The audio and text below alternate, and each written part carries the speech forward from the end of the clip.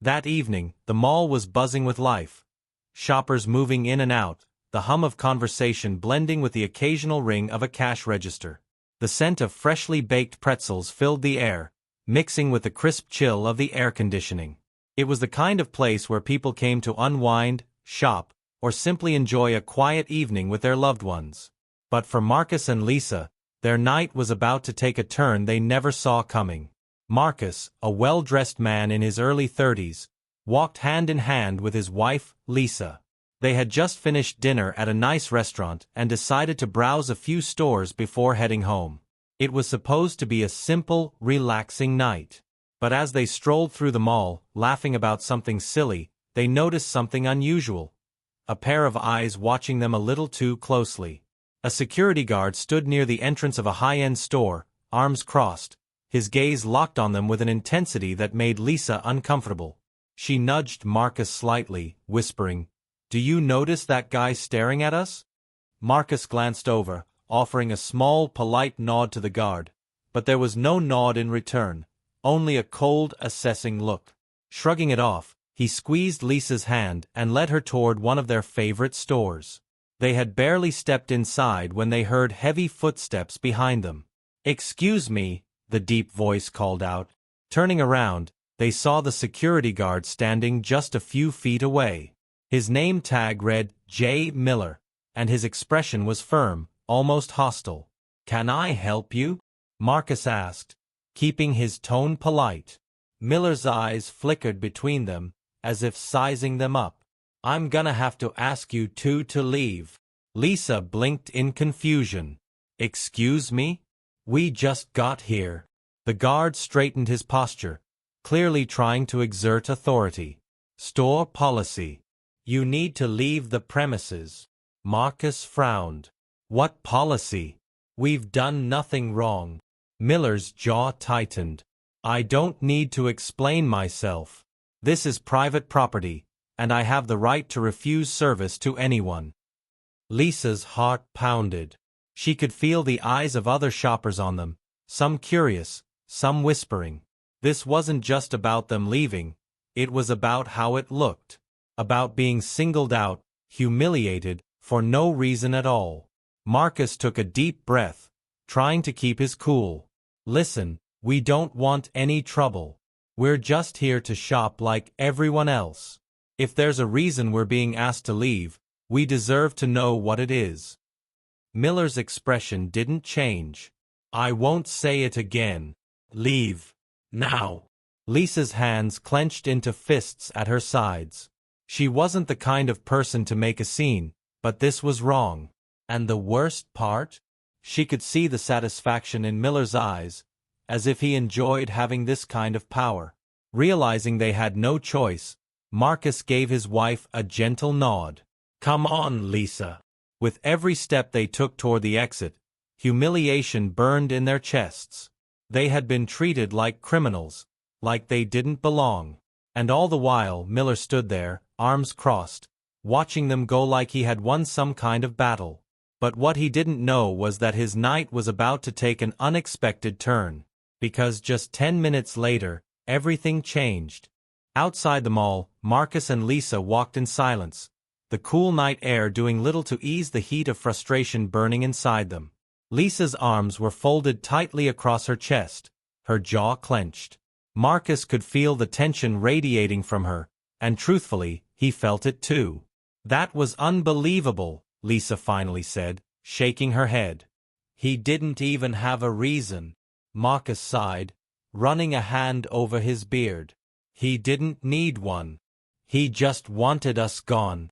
Lisa turned to him, eyes filled with frustration. "And we just let it happen? What were we supposed to do, Lisa? Start arguing with him? Make a scene?" Marcus' voice was calm, but she could hear the edge in it. He wasn't okay with what had just happened. He was just trying to handle it differently. Lisa let out a bitter laugh. "I just don't get it. We weren't doing anything wrong. Why did he single us out?" They both knew the answer, even if neither of them wanted to say it out loud. Marcus inhaled deeply, glancing back at the entrance of the mall. People were still coming and going, walking past the glass doors as if nothing had happened. As if they hadn't just been humiliated for no reason. His hands tightened into fists at his sides, but he forced himself to relax. "Come on," he said, nudging Lisa gently. "Let's just go home." Lisa hesitated, looking back at the mall. A part of her wanted to walk right back in, demand answers, demand respect. But she knew it wouldn't change anything. At least, not right now. Just as they turned toward the parking lot, a voice called out behind them. "Excuse me." "Hey, wait up." They both turned to see a young woman hurrying toward them, her expression apologetic. She looked to be in her mid-20s, dressed in a store uniform with a name tag clipped to her shirt. "I saw what just happened," she said, slightly out of breath. That wasn't right." Marcus and Lisa exchanged a look before Marcus responded. "Yeah, we got that impression." The woman nodded, her face full of concern. "I work in one of the stores here, and I've seen that security guard pull this before. Not just with you. He's done it to other people too." Lisa's eyebrows shot up. "Other people?" The woman nodded quickly. "Yeah, mostly." She hesitated for a second before continuing. "Mostly people who look like you." Marcus exhaled sharply. He had suspected it, but hearing it confirmed made his stomach turn. Lisa's arms dropped from her chest as she leaned in. "And nobody does anything about it?" The woman bit her lip. "It's complicated. He's been working here for a while, and I guess people just avoid causing trouble. But honestly, I don't think management even knows. They don't see what happens when the cameras aren't looking." Marcus's mind was racing. He had dealt with moments like this before. Subtle discrimination, the kind that made you question if you were imagining it. But this wasn't subtle at all. Lisa crossed her arms again, her anger simmering just below the surface. "Somebody needs to say something." The woman nodded again, her expression serious. "That's why I came out here. If you want to file a complaint, I'll back you up. I'll tell them what I saw." Marcus studied her for a moment, trying to gauge if she was serious. But she seemed sincere. Nervous, but sincere. Lisa turned to her husband, waiting for him to say something. Marcus exhaled slowly, running a hand over his head. "All right," he said. "Let's do it." The woman smiled, relieved. "Follow me."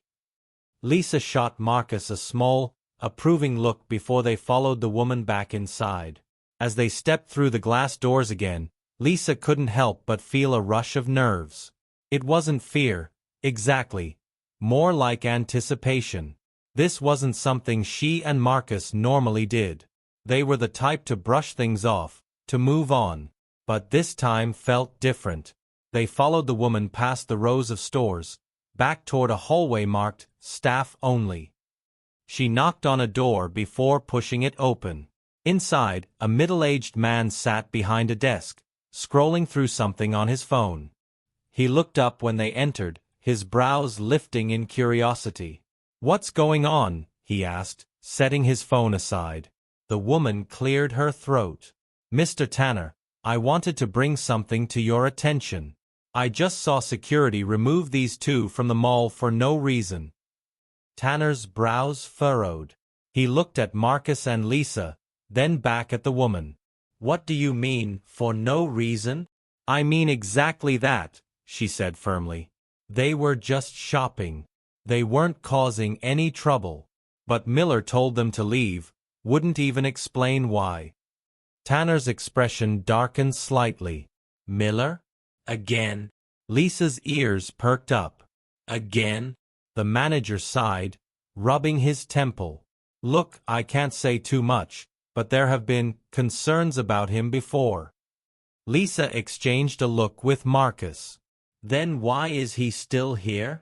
Tanner hesitated, then exhaled. "We don't take complaints lightly. If this is true, we'll handle it." Marcus folded his arms. "How?" Tanner looked him straight in the eye. By making sure this never happens again. There was something in his voice that made Lisa believe him. Before anyone could say another word, a knock came at the door. It swung open, and there stood Miller himself. His expression flickered for a split second when he saw Marcus and Lisa inside, but he recovered quickly. "Sir, I didn't know you needed me." Tanner leaned back in his chair, his eyes unreadable. "I didn't. But since you're here, why don't you explain why you removed these customers from the premises?" Miller's jaw tightened. He straightened his stance, his hands clasped behind his back. "They were acting suspicious." Lisa let out a short, humorless laugh. "Suspicious?" "We were walking." Miller didn't look at her. "They were loitering near the entrance, and when they entered the store, I had reason to believe they were planning." Tanner held up a hand, cutting him off. "Careful with your words, Miller." For the first time, a sliver of unease passed over the guard's face. Tanner turned back to Marcus and Lisa. "I appreciate you coming forward. If what you're saying is true, this won't be ignored." Lisa tilted her head. "And if it isn't true?" Tanner exhaled. "Then we'll find out soon enough." Miller's gaze darted between them, his jaw clenched tight. He looked like a man who had always gotten away with things but suddenly realized his luck might be running out. Marcus didn't look away. He wasn't intimidated, and he wanted Miller to know that. Lisa, however, smiled just a little. She didn't know how this was going to end, but one thing was for sure. Miller's night was about to get a lot worse. The silence in the small office was thick, a tense energy hanging in the air as Marcus and Lisa watched Miller shift uncomfortably. His usual confidence, maybe even arrogance, seemed to be cracking, but he still kept his posture stiff, arms locked behind his back like he was standing at attention. Tanner tapped a pen against his desk, his expression unreadable. "Miller, I need you to be very clear with me. What exactly made you think these two were a threat?" Miller hesitated for just a second too long. "Like I said, they were loitering, walking around without a clear destination. And when they entered the store, they were." Lisa cut him off, her voice sharp. "We were browsing, just like everyone else." Marcus, who had been holding himself back, finally spoke up, his tone steady but firm. "Tell me something, Miller. How many other people did you remove from the mall tonight? How many others were walking around, shopping, doing exactly what we were doing?" Miller didn't answer. Tanner folded his hands on the desk. "That's a fair question. Did you remove anyone else?" Miller's jaw twitched. "No, sir." The manager let that sit in the air for a moment. The weight of it was obvious. The young woman who had brought them here, still standing near the door, cleared her throat. "I can tell you that they weren't doing anything wrong. I was working near the entrance when it happened. They were just walking and laughing together. That's it." Miller shot her a sharp look, but she didn't back down. Tanner sighed, rubbing his temples. He suddenly seemed more tired than before. "Miller, this isn't the first time I've had a complaint like this about you. You're a senior guard. You should know better." Miller squared his shoulders. "I was doing my job." Tanner exhaled through his nose, clearly losing patience. "No, you weren't." He leaned forward. "Do you know what you just did? You embarrassed customers, damaged our reputation, and put us in a legal gray area that we do not want to be in. And worst of all, you made people feel unwelcome in a place where they have every right to be." Miller's face turned red, but he kept his mouth shut. Lisa, still fuming, took a step forward. "I want to know what's going to happen next." Tanner met her gaze. "I can't give you an answer right this second, but I promise you, this isn't going to be ignored." Miller's lips pressed into a thin line. For the first time, Marcus saw something flicker across his face. Worry. Lisa wasn't satisfied yet. "So what?" He just gets to keep working here. Tanner hesitated, then stood from his chair. I need to review everything before I make a decision. Miller straightened up like he'd just been handed a lifeline, but then Tanner turned to him with a firm stare.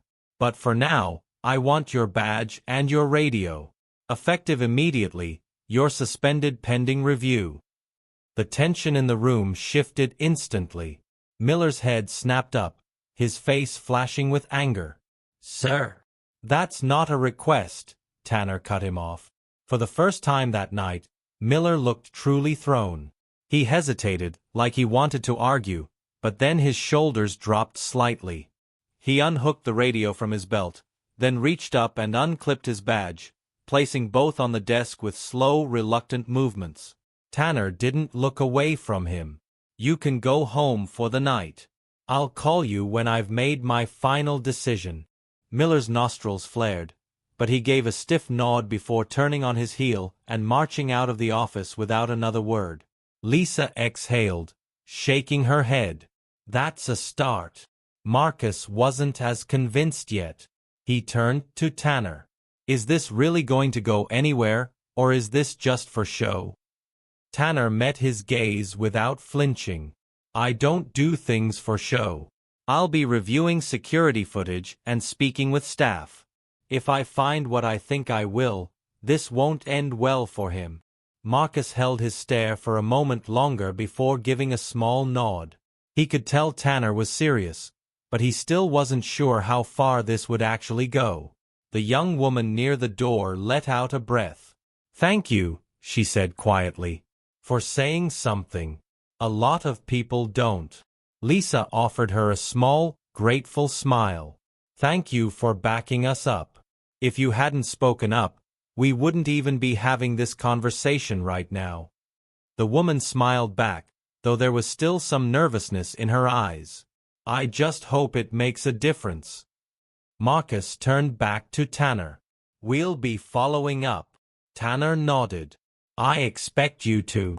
With that, Marcus and Lisa finally turned and walked out of the office. But as they stepped back into the main hallway of the mall, Lisa nudged Marcus. He didn't even apologize. Marcus sighed. He didn't. Lisa shook her head, frustrated. Unbelievable. Marcus looked around, noticing the shift in atmosphere. Some employees who had clearly overheard parts of the situation were whispering, watching them curiously. A few gave small nods of acknowledgement, like they understood. And then, from the far end of the hallway, Marcus spotted him. Miller. He wasn't storming out like they expected. Instead, he was lingering near one of the side exits, talking to someone, another security guard.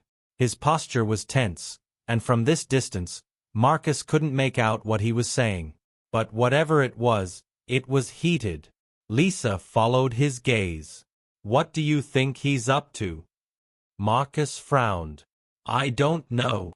They watched for a moment longer, but before they could do anything, Miller's eyes flicked up and locked onto theirs. And the look he gave them, it wasn't just anger. It was something colder. Something that sent a chill down Lisa's spine. Marcus didn't look away. He wasn't afraid of Miller. But deep down, something told him this wasn't over. Not yet. As Marcus and Lisa walked toward the parking lot, the weight of the night pressed on them. The confrontation, the way Miller had looked at them just moments ago, it all lingered, unsettling and unresolved. Lisa pulled her coat tighter around herself, glancing back over her shoulder. Miller was gone now, but the tension in her chest hadn't eased. Did you see the way he looked at us? She murmured. Marcus gave a slow nod, unlocking their car. Yeah. He's not taking this lightly. Lisa slid into the passenger seat, exhaling sharply. It's not fair. We did nothing wrong, and yet it feels like we're the ones who have to be on edge. Marcus gripped the steering wheel, staring ahead for a moment before speaking. Because guys like him don't like losing. He turned to Lisa, his jaw tight. You saw how he reacted in there. He wasn't expecting Tanner to actually take action.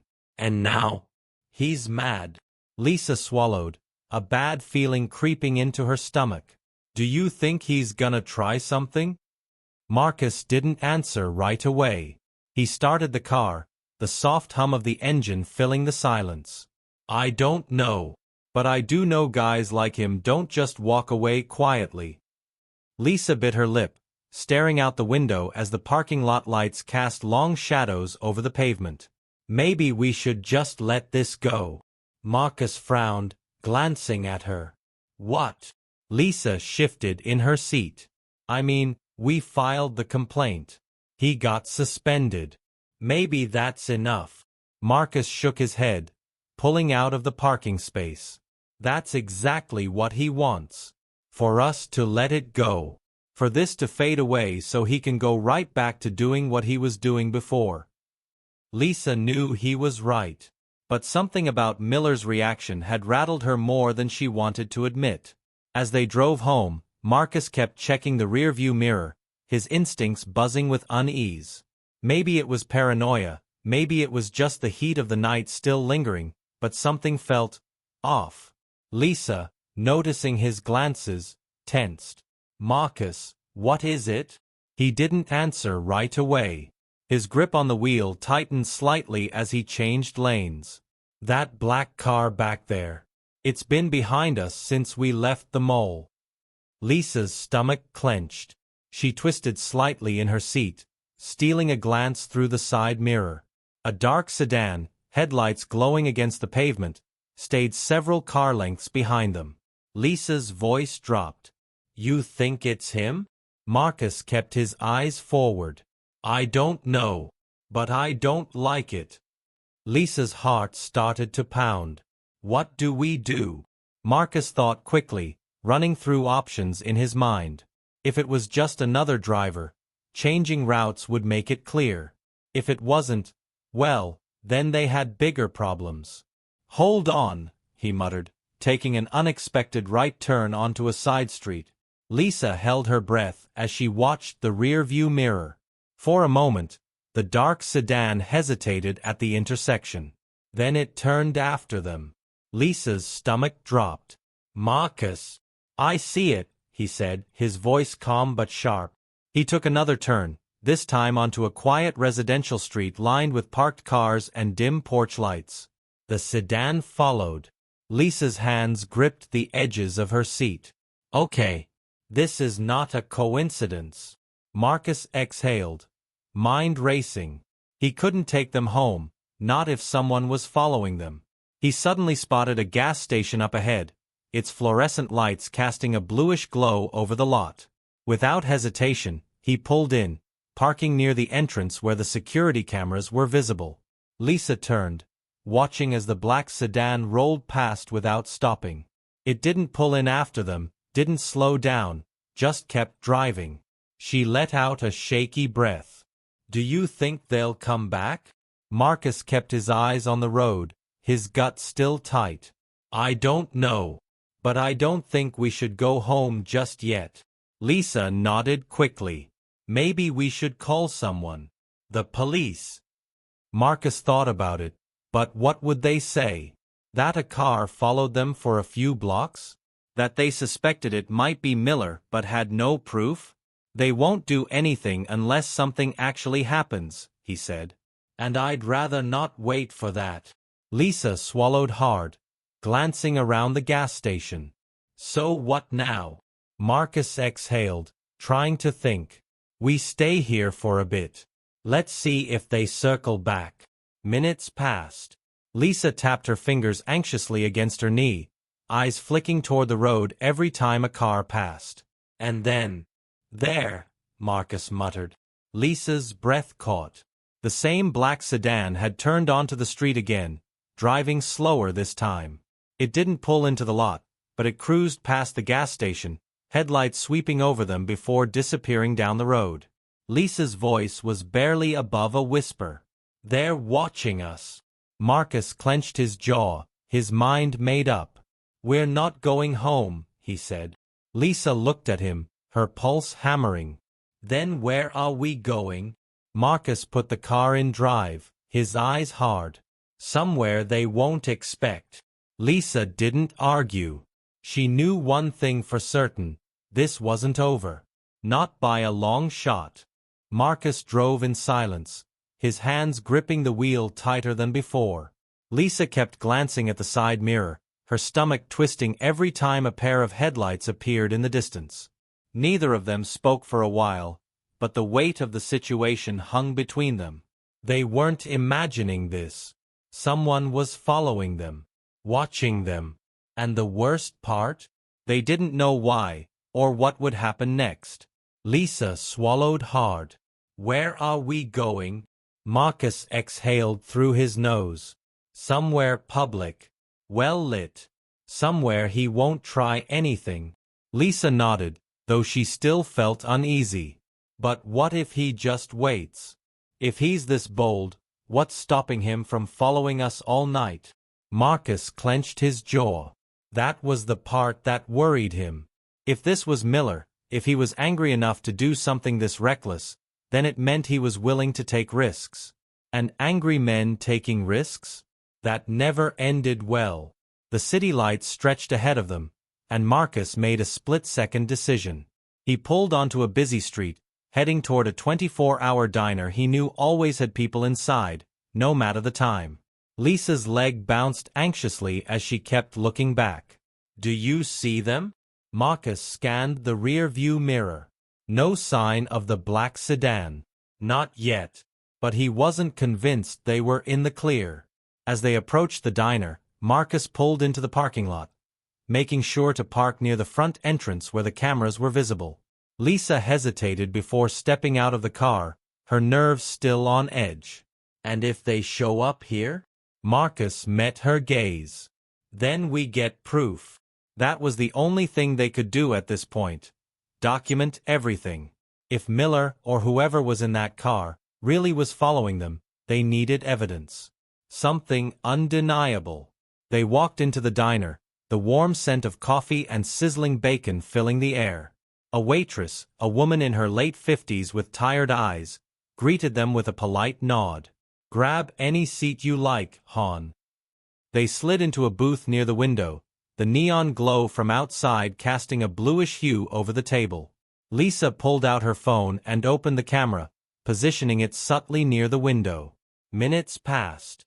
Lisa stirred her coffee absent-mindedly, barely taking a sip. Marcus tapped his fingers against the table, his mind racing through every possible scenario. And then, Lisa tensed. Marcus. He looked up just as a familiar shape pulled into the parking lot. The black sedan. His muscles coiled with tension as he watched it roll to a stop near the edge of the lot. Not too close but not too far either. Just watching. Lisa's breathing was shallow. Okay. That's them. That's definitely them. Marcus reached for his phone. Keep recording. For a moment, nothing happened. The car just sat there, headlights glowing. Then, the driver's side door opened. Lisa's grip on her coffee cup tightened. Oh God! Who is it? A man stepped out, but to their shock, it wasn't Miller.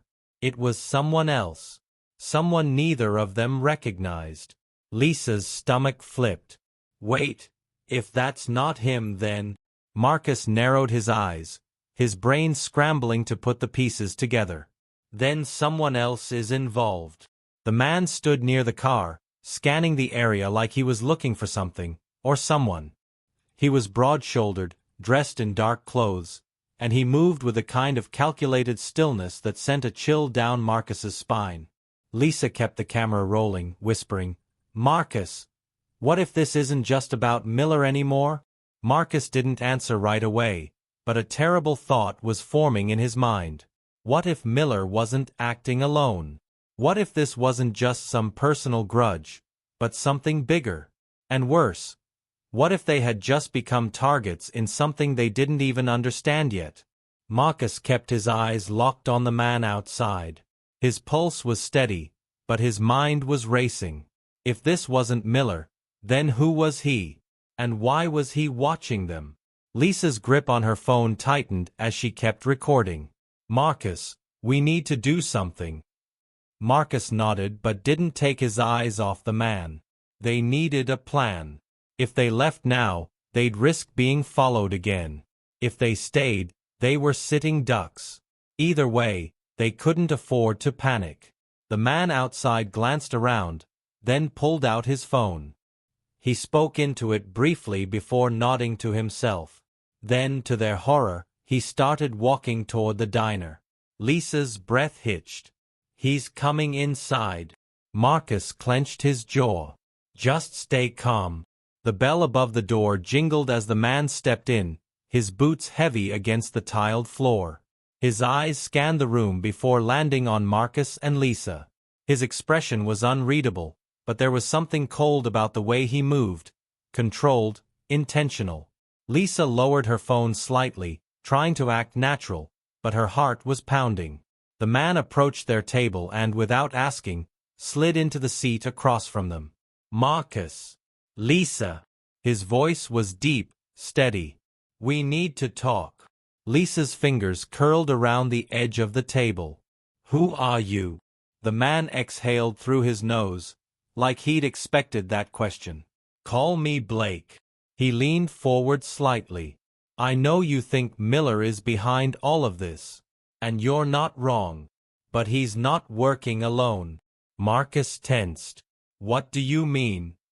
Blake folded his hands on the table. "Miller's been involved in something bigger than you realize. He's not just some power-tripping security guard. He's been running a side hustle, one that involves making certain problems disappear." Lisa's stomach turned. "Problems?" Blake nodded. "People. Specifically, people who ask too many questions." He paused, letting that sink in. "Like you." Marcus's fists clenched under the table. "So what, you're here to threaten us?" Blake shook his head. "No. I'm here to warn you." Lisa's voice was tight. "Why would you warn us?" Blake sighed, glancing toward the window like he was checking for something.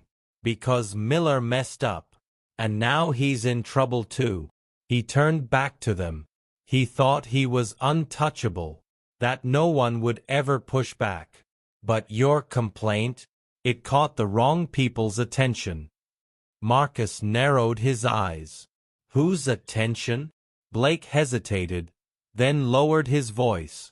"The people Miller was working for. Let's just say they don't like loose ends." Lisa felt a chill run down her spine. "So you're saying—" Blake nodded. "Miller's not the one you should be afraid of anymore." He glanced at the door again. "But they are." Marcus's breath came slow and controlled. "Then why are you telling us this? If you're part of this, why not just get rid of us too?" Blake exhaled, rubbing a hand over his face like he was tired. "Because I didn't sign up for this. When I started working with these people, it was supposed to be about keeping order. But Miller, he got greedy. He made this personal. And now he's dragged you into something he can't control." He leaned forward, his expression serious. "I can get you out of this. But you need to leave. Now." Lisa's voice was barely above a whisper. "Leave? Where?" Blake shook his head. "Doesn't matter. Just go. Get out of town for a while. Let this blow over." He glanced at the clock on the diner wall. "You don't have much time." Marcus looked at Lisa. She was scared, but he could see the fight in her eyes. She didn't want to run. Marcus turned back to Blake. "And what about Miller?" Blake hesitated. "He's already taken care of." Lisa's breath caught. "You mean?" Blake didn't answer. Instead, he stood up, adjusting his jacket. "You need to go. Now." Marcus's mind was screaming with questions, but instinct told him one thing: Blake wasn't lying. Lisa grabbed her bag, her hands shaking slightly. Marcus stood, sliding his phone into his pocket. They moved quickly toward the door, the weight of everything pressing down on them. As they stepped outside, Marcus caught sight of something in the distance. Another black car, parked at the far end of the lot. The silhouette of a man inside. Watching. Lisa whispered, "Marcus." "I see it," he muttered. Blake brushed past them as he walked toward his own car. But before getting in, he paused, looking back at them one last time. "Don't look back," he said. Then he drove off. Marcus and Lisa exchanged a look. Then, without another word, they got in their car and disappeared into the night. The road stretched ahead, dark and endless, as Marcus gripped the wheel. The weight of everything that had just happened pressed down on him, making it hard to focus. Lisa sat beside him, silent but alert, her fingers gripping her phone like a lifeline. Neither of them spoke for a long time. The engine hummed steadily, the only sound filling the tense space between them. Lisa finally broke the silence. "Where do we even go?" Marcus exhaled, eyes flicking to the rear-view mirror. No sign of the black car anymore. Still, he couldn't shake the feeling that they weren't truly safe yet. "As far as we need to," he said. Lisa bit her lip, glancing at him. "Do you think we'll ever be?" He didn't answer right away. The truth was, he didn't know. They had stepped into something they never asked for. And the worst part? They still didn't understand the full scope of it. They drove for hours, stopping only when exhaustion made it impossible to go any farther. They found a motel on the outskirts of a small town, the kind of place where no one asked questions. The neon vacancy sign flickered, buzzing faintly in the cold night air. Marcus parked close to the entrance, scanning the lot before stepping out. Lisa followed, her shoulders tense as if expecting someone to jump out at any moment. Inside, the motel clerk barely looked up as he handed them a key. Room 112. The door creaked as Marcus pushed it open, the smell of old carpet and faint bleach filling the space. Lisa locked the door behind them, double-checking it before finally exhaling. Neither of them moved for a while. They were safe for now, but the fear still lingered. Marcus finally sank onto the bed, running a hand down his face. "We need to figure out our next move." Lisa sat beside him, her voice softer now. "Marcus, what if Blake was right? What if we just disappear for a while? Let it all settle?" Marcus looked at her.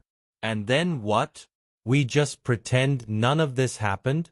That Miller was never part of something bigger." His jaw tightened.